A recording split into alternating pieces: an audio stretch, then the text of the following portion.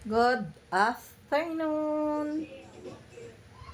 Yan, kagigising lang ng aking anak. So, andito po muna ako sa aking balar. Kasi po, linggo, day off. Pero, kailangan natin maghanap ng mga gagawin. Mga gawaing bahay for today's video. So, dito pala ako sa aking kusina. Naglagay po ako niyan kasi nakikita ko po talagang yung dumidikit dyan sa taas. So, ayaw ko po ng ganyang kadumi. For the meantime, para hindi ako nahirapan magpunas-punas, bali, naglalagay lang po muna ako niyan ng, di ko alam kung anong tawag dyan, di ba? Para mas madaling mapupunasan. Yan po, yan ang realidad ng isang nanay na laging wala sa bahay. So, kalat ng kanyang kusina.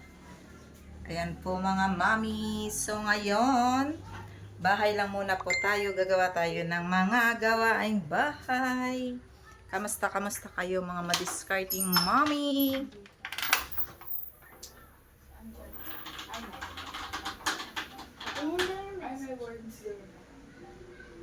Ako nag-download yan. Wow.